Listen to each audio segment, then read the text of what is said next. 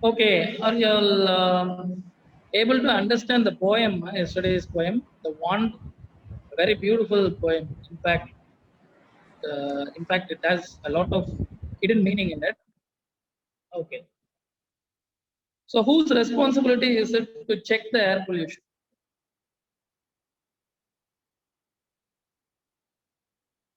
It's us, right? We, the people, have to check it. The government is taking a lot of measures, but we, the people, are still careless in our attitude. Small things we think, okay, who cares about these things? But literally, we are responsible for all the pollution which are caused here. We are the ones who are destroying the entire world. So that's how it's going right. Okay. So I hope the content of the poem is clear to y'all. Y'all want me to tell the poem once again?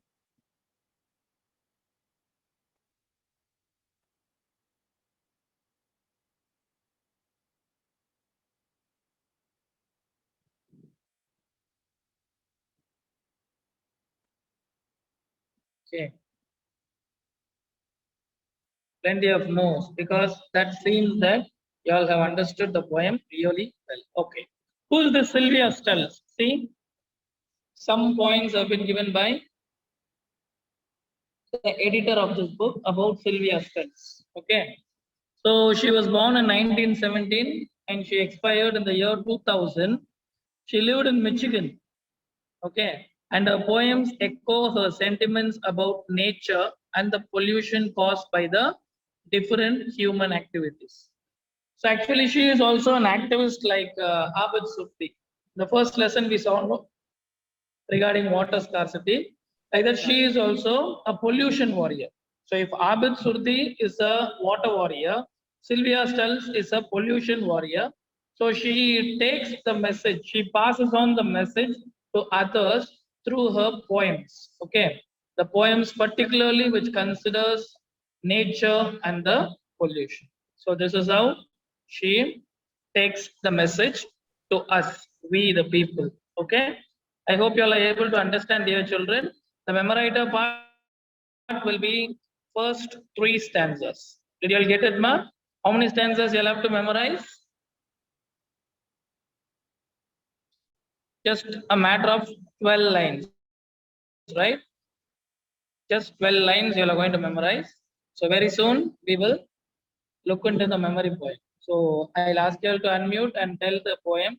You can tell the poem very soon. Not today or not tomorrow. Don't worry, my dear children. It's just three stanzas. Start learning it. By next week, we'll have a oratorical competition. Okay, it's a poem recitation competition, like so. Definitely, we are going to do it. Every one of us are going to do it. Fine. Are you all ready? Don't panic. Your sir is asking us to tell the poem. Literally, if you all recite it, definitely it's going to stay in your mind. Okay. So let's move on to the next stage, the next level. So that's nothing but the questions for a basic understanding. Okay. Fine. So this one, the material will be delivered to you very soon. Don't worry. So what does the poet mean by sands of time? What does he tells us of sands of time? Sands of time is what? Sir, He is he is comparing the soil of the past and the soil of the present. So present soil lacks what? What is it lacking, dear children? It is lacking. It is lacking what? Fertileness, right? It is not fertile. No, today's soil is totally unfertile, right? Okay, where would the birds chirp from? Where are the birds chirping, ma? In the poem? Very good, Jonah.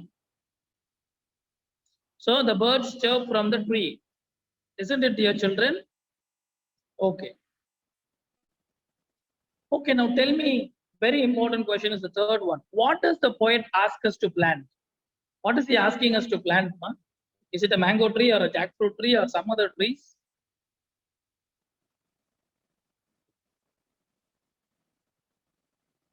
Not trees, not literally trees. He's not talking about trees, or he's not talking about weed. Dhanmalya, weed means plucking the unnecessary plants from the soil. Okay, it's not weed. So the poet is asking us to plant a better seed. Okay, what is the better seed here?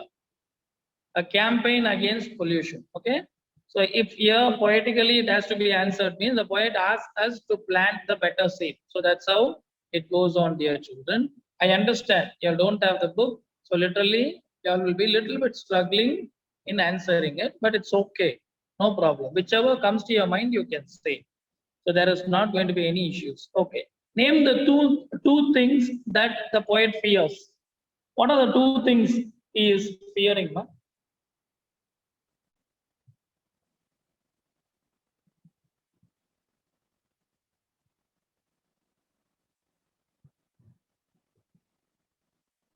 Very good. Look at the question, sir. When will you send these notes of this list? Definitely, you will get it very soon. So the poet is fearing on pollution. Pollution is one of the fears of him. Another one is what? We have to protect our water, skies, and wildlife and trees. If it is gone, it is going to be the fatal day. Deadly day is going to approach. The end of the day is going to, sorry, the end of the world is going to approach. These are the two things. Okay, one is the pollution. The poet is fearing on pollution. Another one is she fears the destruction of earth. So these are the 2 points. Okay. Okay. What has happened to the crystal clear water of the ocean? What happened to the water, crystal clear water of the ocean? What is the state of it present, in present? The crystal clear water has changed into dirty water. Crystal clear water has been changed into a littered water or dirty water. So that's what we say. Okay. What action should we take up now? What action should we take up now?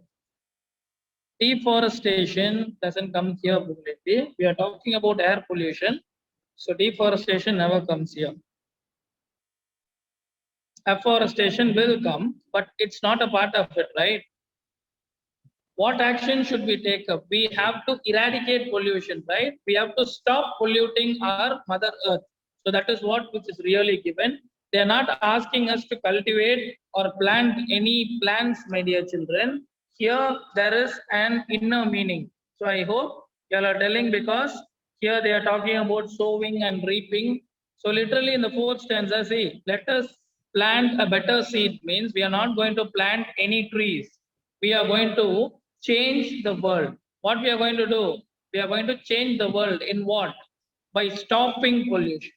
We have to tear out the old roots means what? We have to stop all the old bad habits like burning the papers, bursting crackers, etc. etc. Stop damaging. Okay, that is the thing. They are not asking us to plant any trees here. Okay, that is just the inner meaning which it provides. Are you able to understand, my dear children? Any doubts here? After everything is over, one fellow is asking which lines are memory lines. What shall we do? I have already told. See, only once I will say, if at all you are not listening to it, then nothing could be taken into account. So first three stanzas are going to be the memory poems. So once again, I don't expect this question to be asked, my dear children. Okay. Now look here. Fine. So for these things, you will get your materials very soon. Now we are going to look into the rhyme scheme. Have you all heard about something called rhyme scheme, my dear children? So look here. Look at this example which is given on top. I was angry with my friend. I told my wrath did end. I was angry with my foe. I told it not, my wrath did grow. So, rhyme scheme, my dear children. In the rhyme scheme, we are going to pick out the last word of each line. So, what is the last word of the first line, my dear children? I was angry with my friend. What is the last word in that line?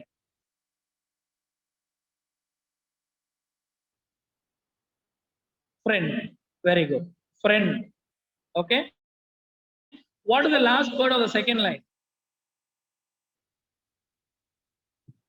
End. Okay. End. So these two words sound together, no? Friend, end. Yes or no? Friend and end seems to be together. So they are marked as A and A. Okay, because both the sounds are similar. Now look at the third line. Third line's last word is what? What is the last word of the third line?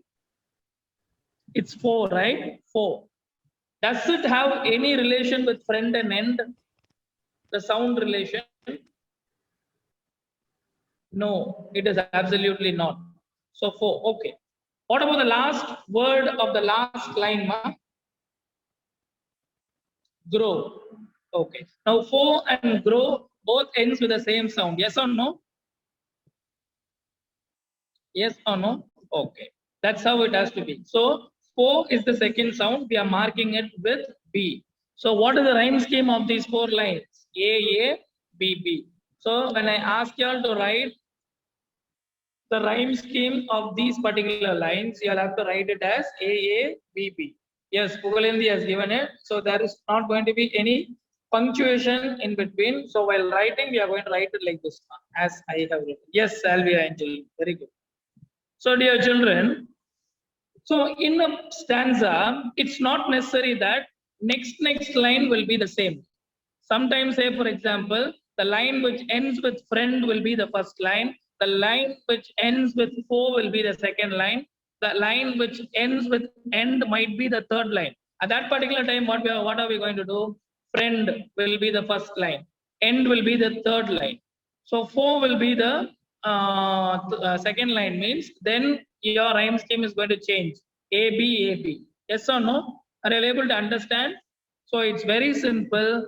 It's how you have to predict the particular words. If you are able to predict the words, the first line, first thing, whichever you're marking it as A, that similar sound wherever you see in that particular stanza, you are going to mark it as A. And the second line or third line, if the sound changes, then you're going to mark it as B. And whichever sound is similar to that, you're going to mark B. Sometimes you might get C also. Third different sound might be there. Say, for example, friend end, for grow, and there might be line, climb, something like that. So that is going to be a different word. We have to mark it with C. Okay. Possibly we have A and B, rarely C, not more than that. Sometimes we might have D in it. Okay. So this is how you have to predict your rhyme schemes. Is that able to understand, my dear children? Yes, sir. Have you all understood it? Fine. Now, this is rhyme scheme. Okay. Y'all can just send a message. That's more than enough. Y'all need and unmute. If at all I need y'all to unmute, I will definitely tell y'all, my dear children. Okay. Fine. Now we are going to see the rhyming words. Rhyming words means words with the same sound. Okay. Say, for example, what are the rhyming words which are given here? So, the rhyming words, when you're talking about rhyming words, we have to write the two words like this. So, let me say, what are the rhyming words? Somebody is unmuted. Please mute yourself. Harish. Now, if I want to tell the rhyming words in this particular stanza which is given there, I will tell it like this.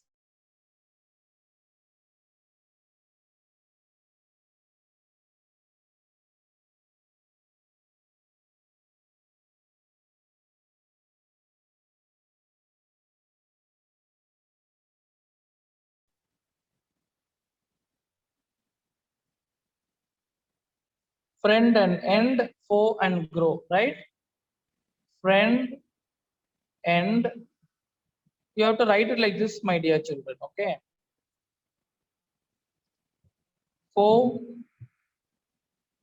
grow.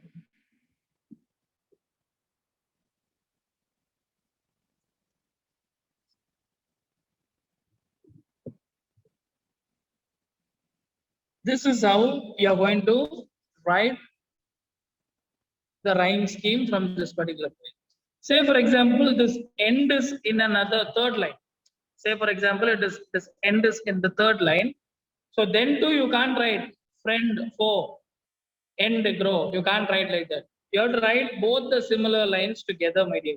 So friend hyphen end, foe hyphen grow. So that's how we will be writing. Are you able to understand, my dear children? Any doubts here? Is there any doubts? Yes, no? Okay, there's no doubt.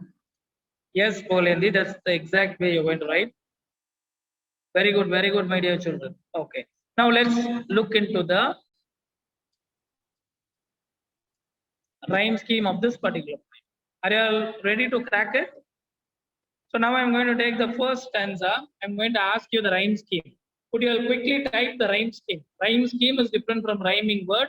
Don't type the word. I'm asking you the rhyme scheme like AABB or ABAB. So whichever is there. So similar sound, mark it as A. If you find a different sound, you can mark it as C, B. Possibly there are only two lines. There are going to be within A, B. Okay. Your time starts now. I asked you all the rhyme scheme. Yes, Sanjana, that's how you have to give it. Only A, Fazil Ahmed. Came, haze. They are also together. But literally they might sound odd, but they are here.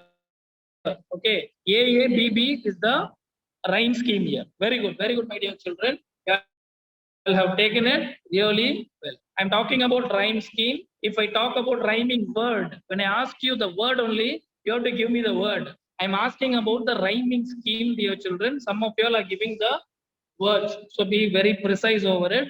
Listen to what I say. Okay. So A, B, B is the rhyming words of it. See here, fear, clear. Both are same sound. We are using A. Came, haze. They both are same. So we are using B there. Okay. Now pick out the rhyming words and tell me. Rhyming words from stanza number 1.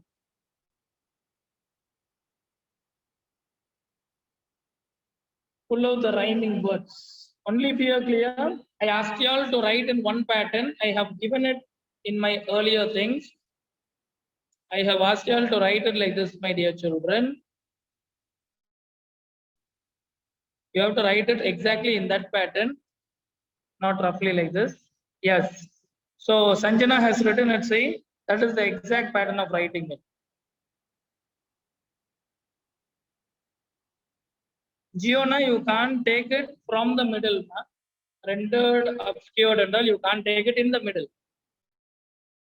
Only thing is the last word plays the very important role of rhyme scheme. In between, the words are not needed. Yes, Caleb has given it. That's how it comes. Harsha, very good, Harsha. So, dear children, take a look at it, how they have written. So, you can't simply write. When I ask for the rhyme scheme, you are writing fear, clear. But you might forget to write came and haze, then too it is wrong only. So, you have to write the entire stanza's rhyme scheme, my dear children. Whichever line is asked in the ERC, you are going to write it like that. Fear, clear, came, haze is the rhyme scheme. Very good, my dear children. Coming to the second stanza. Identify the rhyme scheme of the second stanza alone. Second stanza alone. Very good, Sanjana. Very good, Pugalendi. But Pugalendi, there should not be any punctuation in between the words. It has to be clear like others are sending it, right? A, B, B. That is there. Okay, fine. Now, what are the rhyming words here? Okay, I need not type. So I hope you all have understood it. That's why you all are giving the right answers. Okay. Gleamed, streamed. One of the rhyming words are gleamed, streamed. Harsha, hyphen has to be in between those two words. Gleamed, hyphen, streamed, comma, white, hyphen, light. So that's how you'll have to write. In the examination also, you'll have to write like that one. Is that clear, dear children? I hope you all are doing it really well, my dear children. You all are so brilliant. So that is the rhyming words of second stanza. Okay. Quickly, we'll do the third stanza. You all need not type it. So let's look into it. Third stanza also has AABB only. Yes or no? AABB. What are the rhyming words? Above hyphen love, unseen hyphen team. So that's how it comes, right? Fourth stanza, alone hyphen sown, seed hyphen weed. The rhyme scheme is the same, A, A, B, B. Okay. And the fifth stanza, same thing, free, freeze, say, day. So A, A, B, B. So free hyphen free, say hyphen day. So that's it. That's how it comes. Is there any doubts with the rhyme scheme and the rhyming words, my dear children? Is there any doubts? Any doubts? Is it clear? Okay. Very good, my dear children. Very good, very good. Okay. So that's rhyme scheme for you. And there are plenty of figures of speeches, my dear children, figures of speech in this particular poem. So one of them is going to be the imagery. Okay, look at A. You're not going to do that activity. I'm not going to ask you to do this activity. So one of the figures of speech which are available in this particular poem is what? Imagery. What is imagery?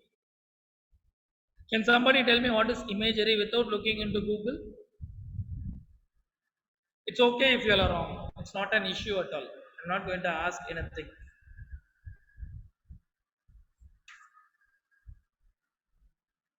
Imagery. Imagery. Yes, thinking in the blind. Yes, very good, Pugalindi. Hats off to you. You deem to get a virtual clap. Really, really, you do. You have done it really great. It's a kind of that only. So, visually descriptive words. Imagery is nothing but visually descriptive words. Say, for example, what are the words here? Blue sky. If we talk about blue sky, we come to understand, okay, the sky is blue. Bright stars, okay, the star is shining bright. Sandy white. So that white color, no? Sandy white, we all know. You would have seen the images in Google. Definitely, that would have been known to us. Okay. It's not thinking in the blind, but literally it was a very good answer by Pugalindi. So visually descriptive language. Okay. Now we are going to see what are all the visually descriptive words which are used by Sylvia Stells in this poem. Okay. Now tell me, read each line and we are going to find it. Sands of time, it doesn't have any imagery. But blue sky is there, right? So blue sky. When the word, when the line starts like this, and if they are asking identify the figure of speech, you will say, okay, this is imagery. Okay, blue sky, because blue sky is there. So they are talking about the color of the sky. So that is imagery. In the third line, do we have anything? Yes, bright stars. Stars were bright. So third line also we have imagery. Is that understood, my dear children? Is it confusing or is it easy?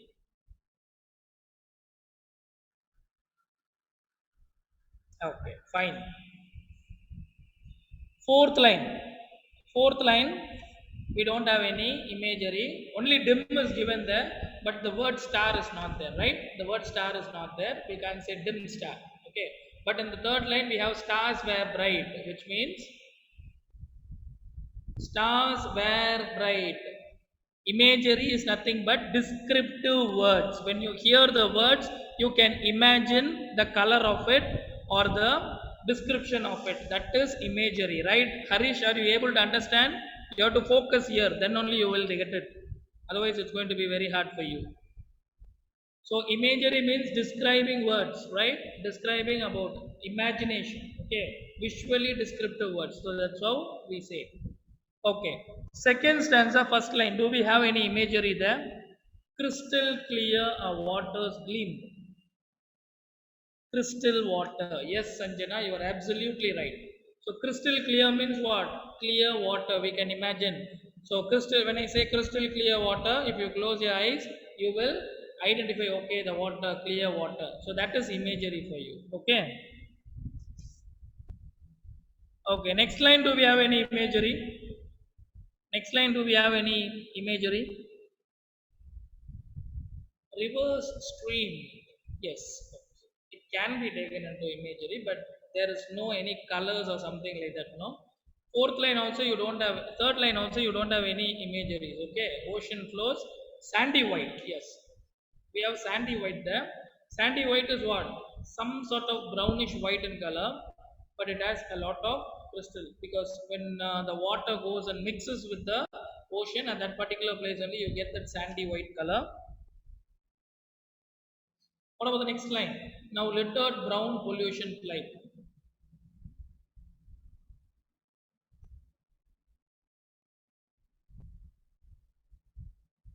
Okay. Trees towered high above, trunks barring professed love. Nothing is there. Brown pollution. Yes, brown pollution is also imagery. Second stanza, last line, brown pollution. Because brown, the color of water is going to be turned into brown in color. So imagery will come there. Okay. Third stanza, we don't have anything. We have one thing. Yes, Fazil Ahmed has got it right. Okay, third stanza, third line, birds chirping. Chirping of the birds. So if you close your eyes, you can hear the sound of the birds chirping, right? So that is exactly imagery. Okay. So that's it. These are the imageries which are found in this particular poem. And there are few more poetical devices to be identified. Okay, there are a few more figures of speech which are found there. So we are going to deal with metaphor and personification here. I'll give you what is metaphor and what is personification because first you'll have to understand it, my dear children. Material, you will get it. You might mug it up. But the problem is you have to apply it when it comes in the poem by yourself. See, imagery. I told only for the first stanza, I told you all what is the meaning of imagery. All the other stanzas, it were you who have found it. What was it? Okay. So that's how you'll have to do it. Apply it practically, think creatively, and then after every explanation, you will definitely get the material. Understand and learn. That's going to be the best part of English, my dear children. First, you have to understand, then only you have to learn. Okay. I hope you all have understood. Thank you.